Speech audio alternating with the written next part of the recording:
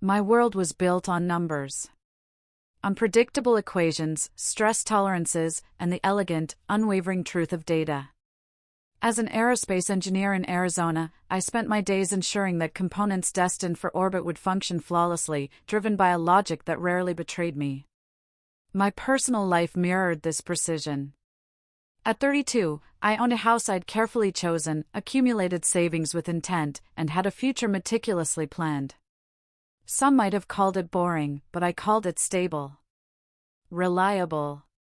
And after watching friends navigate the chaotic currents of life without a compass, stability felt like a profound achievement. It was 3 years ago when Olivia drifted into that ordered world, not with a bang, but with the scent of a summer morning and the faint ozone of a 5K race. My company sponsored the event, and I was there purely for the free t-shirt and the mandated support, certainly not expecting to engage. She was at a water booth, bright against the Phoenix sun, and when I approached, she offered a smile that made the desert heat momentarily fade. "You look way too put together for someone who just ran 3 miles in Arizona heat," she teased. I made some clumsy joke about engineers being built for precision, not speed, and somehow, that led to 20 minutes of conversation. We talked about her work as a dental hygienist, my satellite components, and the crucial debate over breakfast burritos as a recovery meal. She had an infectious energy, a way of making mundane topics feel light and interesting. By the time I left, the simple objective of a charity run had unexpectedly expanded. I had her number.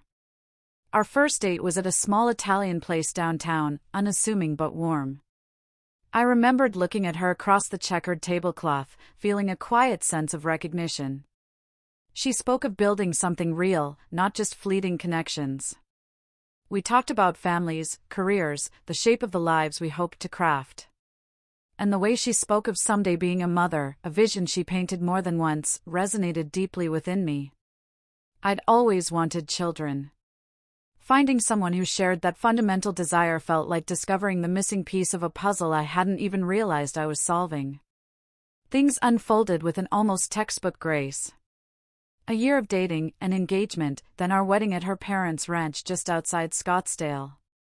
Frank, her dad, a retired firefighter with a booming laugh and a handshake that could reset a dislocated shoulder, and Janet, her mother, who seemed to have coffee brewed before dawn. They embraced me without hesitation, and for the first time in my adult life, I felt the reassuring weight of a true foundation, a family that genuinely cared. The wedding was intimate, maybe 60 people, and as Olivia walked down the aisle, I felt a deep, profound certainty that this was it. This was the life I had meticulously, logically worked toward. 6 months after the wedding, we bought a 3-bedroom house with a spacious yard, explicitly agreeing it would be perfect for when children arrived. And that's when the conversation about babies shifted from abstract desire to immediate focus. Olivia would point out strollers in Target, then suddenly we'd be discussing crib styles and pediatricians. Her excitement was palpable, and I loved it, a constant reaffirmation that we were charting the same course. For months after settling into our new home, we began trying. Initially, it was a shared secret, tinged with excitement and anticipation. But as weeks bled into months, and each cycle ended in disappointment, a different kind of tension began to settle. I watched Olivia meticulously track her cycle with apps and ovulation tests, her face growing visibly strained with each new period. I tried to be the steadfast support, whispering reassurances that these things took time, that we shouldn't worry. She'd just shake her head, a cloud of conviction in her eyes, insisting she knew something was wrong. Around the 6-month mark of trying, I suggested we both see a doctor, just to ensure everything was functioning as it should. This was when the first subtle cracks appeared in the ordered surface of our shared life. Each time I broached the subject of appointments, Olivia offered a reason to delay. The cost, she'd say, despite our comprehensive insurance. Or her dental office schedule was too demanding. Or the articles she'd read suggested trying for a full year first. I didn't press, not wanting to add stress to an already delicate situation. But looking back, her defensiveness, the way her shoulders would tighten, should have been a clearer signal. The most disquieting moments were these odd emotional shifts. One time, after a particularly crushing negative test, she looked at me and murmured, "Maybe I should get checked out," mentioning her mother's easy pregnancies. It was subtle enough to dismiss as frustration, but it planted a tiny, unshakable seed of doubt. We continued trying for another year. And through it all, she maintained the performance of a woman desperate for motherhood. She'd cry over friends' pregnancy announcements, talk wistfully about baby names, even buy tiny outfits she'd hide in the closet for the day that never seemed to arrive. And I, being the man who built his life on trust and facts, believed every single tear, every wistful word. The idea that she might be lying about something so fundamental, something so intrinsic to our shared future, simply never entered my logical framework. But then, one ordinary Tuesday afternoon, the carefully constructed edifice of my marriage began to crumble. I'd arrived home from work earlier than usual, around 5 instead of 6. The house was quiet, then I heard her voice, low and careful, drifting from our bedroom upstairs. The door was mostly closed, not latched. I was about to call out, to announce my presence, when a snatch of her conversation snagged in the air and held me frozen. She was talking to someone, her tone intimate, conspiratorial. "He still has no idea," she said, the words clear and sharp. "If he'd gotten tested, everything would have blown up." A light, almost carefree laugh followed, and a cold fist clenched in my stomach. She continued, murmuring something about keeping things separate, about being careful. I backed away, silently, my mind reeling. I went downstairs, deliberately opening and closing the front door with a normal amount of noise, creating the illusion of my just-arrived presence. When she came down minutes later, her face was perfectly composed. She kissed me hello, asked about my day, her eyes betraying nothing. I played along, going through the motions of dinner, of our evening routine, but the single sentence echoed in my mind, a discordant note in the symphony of our lives: if he'd gotten tested, everything would have blown up. Sleep offered no escape that night. My engineer's brain, confronted with a malfunction in its most critical system, cycled through every permutation, every explanation. None of them were good. I needed data. I needed to understand the underlying mechanics of this sudden, profound failure. The next morning, I went to work, sitting at my desk, the CAD models on my screen blurring into an unreadable mess.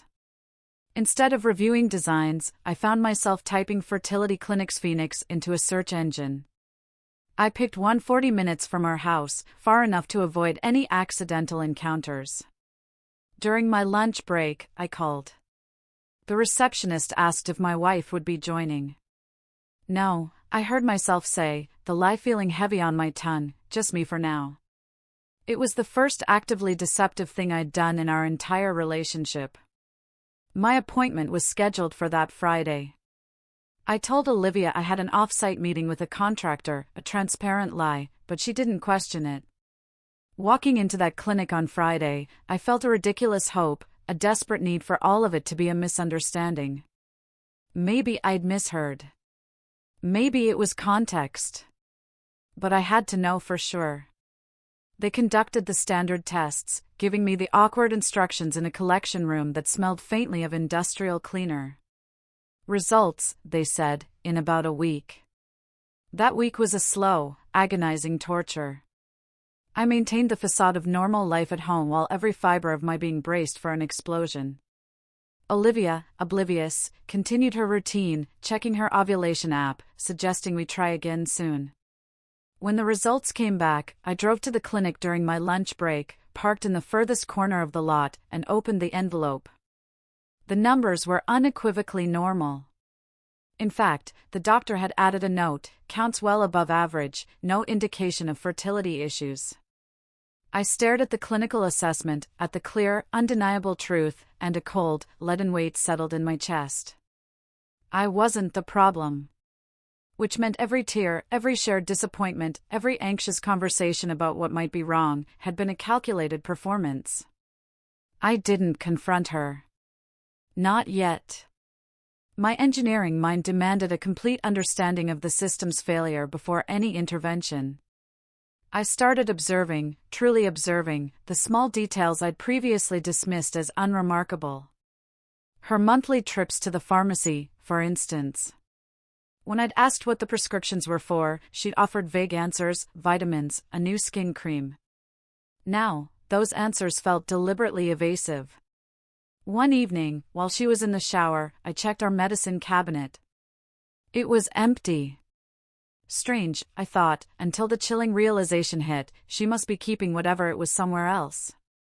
A few days later, she left her purse on the kitchen counter as she stepped out to grab the mail. My heart thumped a nervous rhythm against my ribs, but my hands, steady, reached inside. There, tucked away, was a pill pack, the kind with the days of the week printed on the back. I Googled the name on the foil. It was a common oral contraceptive. My hands began to shake then, a tremor that ran through my entire body, as I carefully replaced everything exactly as I'd found it. She'd been taking birth control the entire time we were supposedly trying for a baby. The ground had simply ceased to exist beneath my feet. But the engineer in me demanded more data. How deep did this deception run? I forced myself to stay calm, to keep digging. I began scrutinizing our bank statements, going back months, reviewing transactions I'd barely glanced at before. Our finances had always been mostly joint, I'd trusted her implicitly.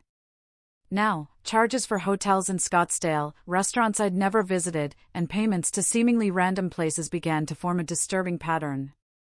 Roughly every 2 weeks, there were expenses that didn't align with her work schedule or the evenings she claimed to spend with friends. I did what I do best. I built a spreadsheet, logging every suspicious transaction, date, amount, location. One charge screamed for attention: a boutique hotel in Old Town Scottsdale. 3 months prior, on an afternoon she'd claimed to be at a continuing education seminar for dental hygienists. I called the hotel, feigning a follow-up on a corporate booking. They confirmed no seminars, no group events that day. She had lied, unequivocally. Next, I pulled our insurance statements. I wanted to see if there were any doctor visits she hadn't mentioned. And there they were, regular appointments at a women's health clinic, beginning almost 2 years ago, precisely when we'd started trying. The billing codes were stark: contraceptive counseling and prescription refills.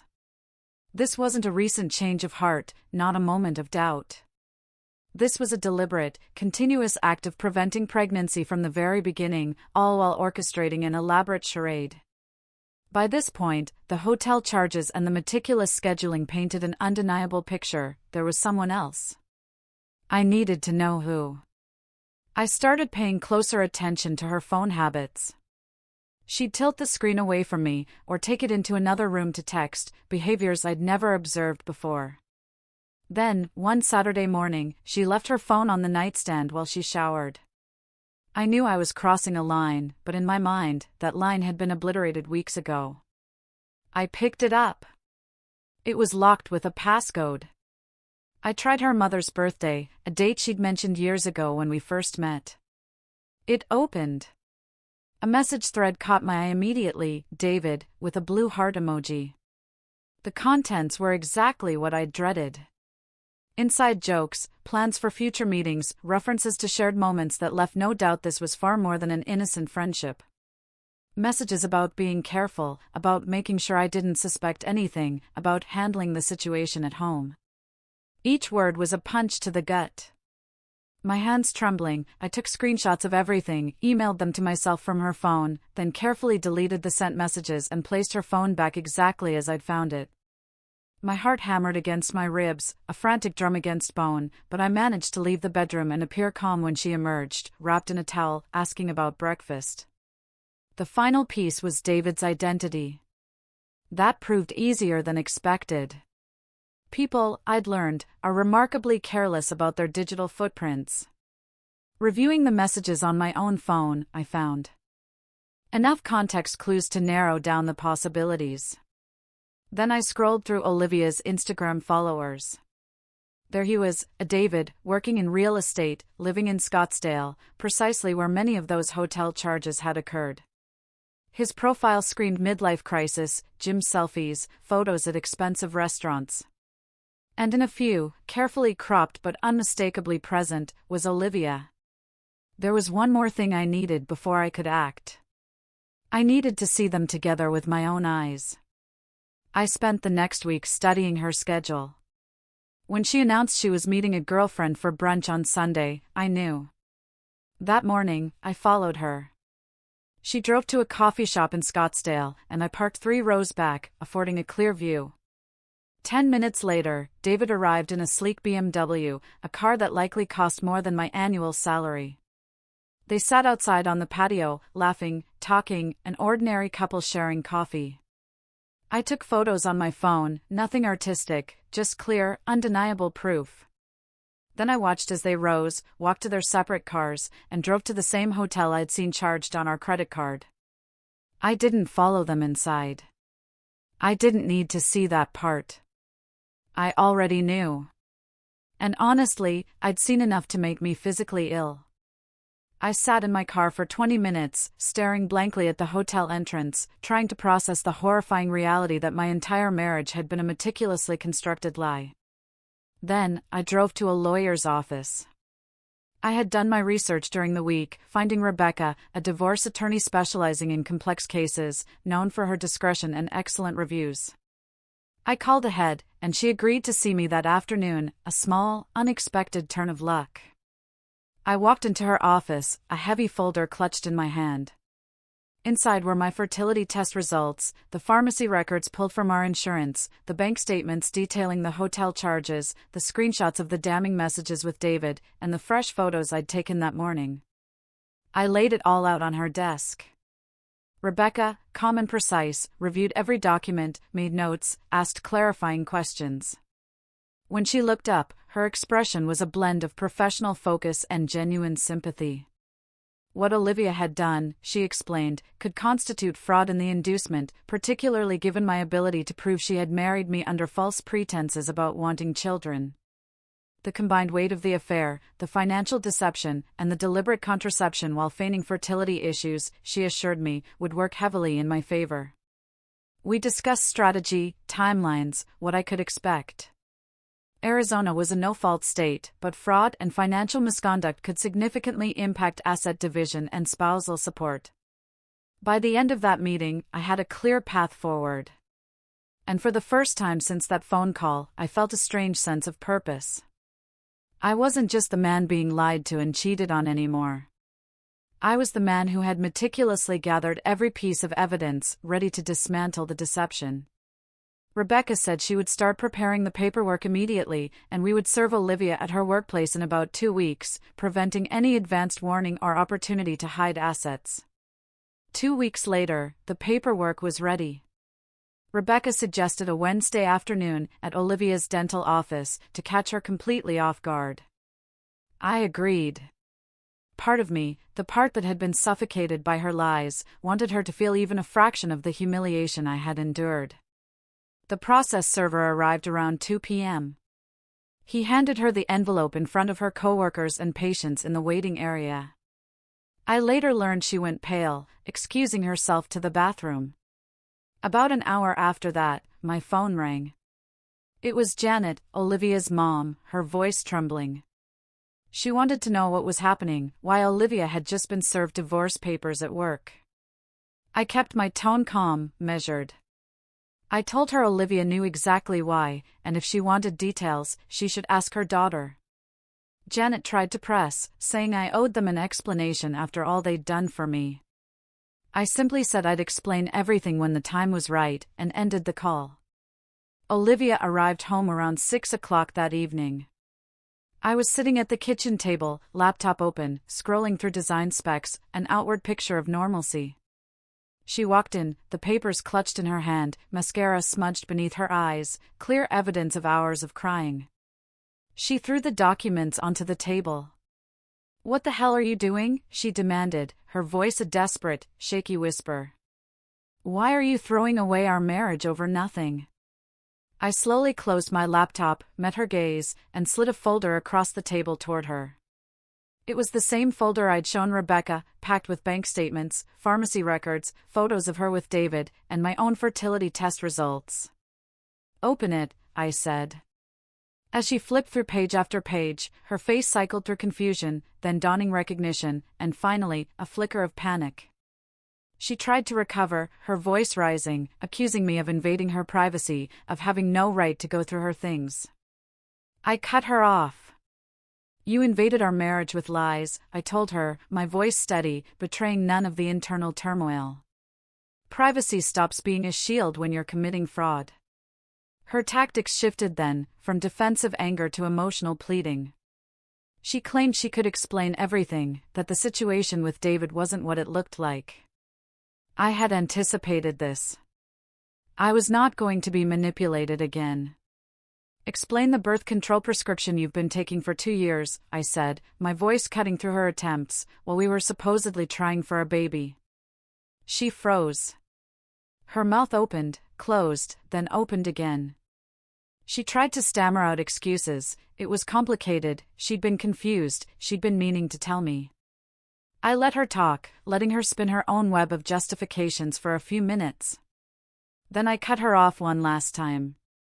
The only thing that matters, I stated, is that you lied about something fundamental, wasted 2 years of my life, and betrayed every promise you made. It was then that she snapped. The last vestiges of her feigned vulnerability vanished.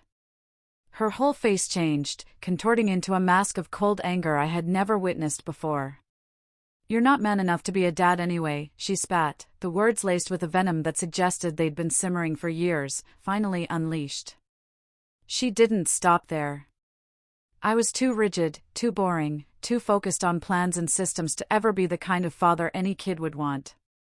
David, she claimed, understood her in ways I never could. He was spontaneous, exciting. She had stayed with me because I was stable and safe, but she had never actually been happy. I sat there, absorbing every bitter word, wanting her to reveal the true depth of her contempt. When she finally ran out of steam, her chest heaving, I spoke. You've just made my lawyer's job a whole lot easier, I said, my voice calm, almost detached. Her face went white again, the realization of her mistake dawning on her. She tried to backtrack, murmuring that she didn't mean it, that she was just upset. But the damage was done. We both knew it.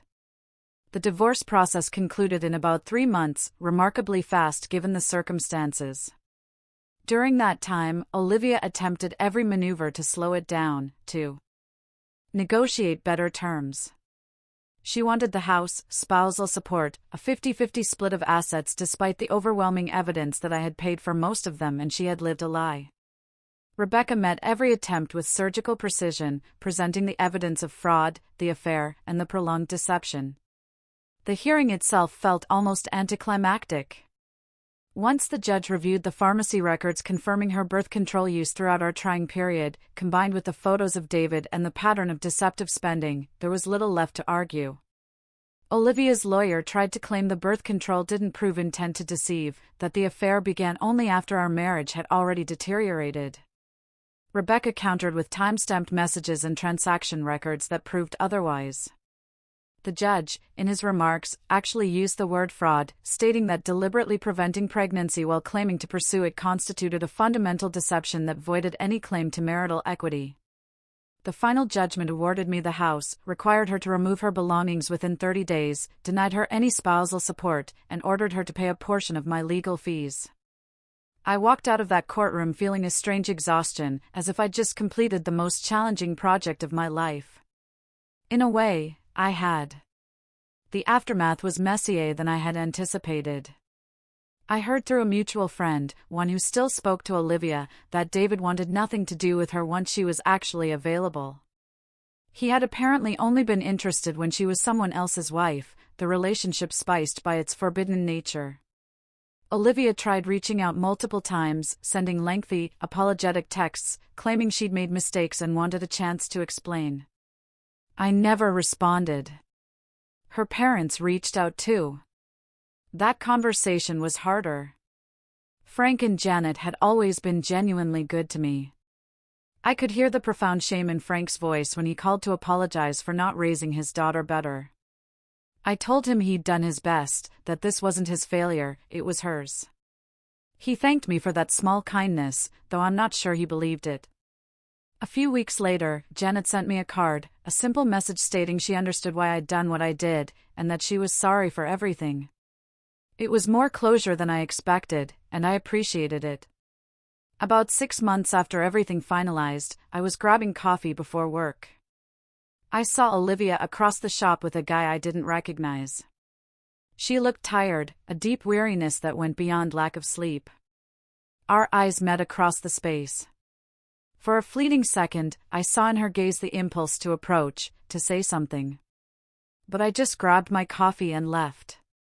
There was nothing left to say. My life is quieter now. The house is mine alone. I've been pouring more time into my work, into hobbies I'd neglected. And I'm genuinely okay with where things are. Some people ask if I'm dating again, if I'm ready to try for that family I'd always wanted. Honestly, I don't know yet. What I do know is that I will never again compromise on honesty or settle for someone who sees me as a safety net instead of a true partner.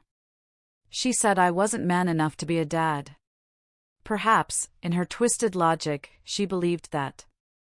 But I was man enough to see through the deception, to gather the evidence, to walk away with my dignity intact, and to protect the future I still intend to build. That, I believe, is the kind of strength that truly matters. It's the kind I'll teach my kids someday, when I'm ready to have them, with someone who actually deserves that future. After enduring such a profound betrayal, how does one begin to trust again?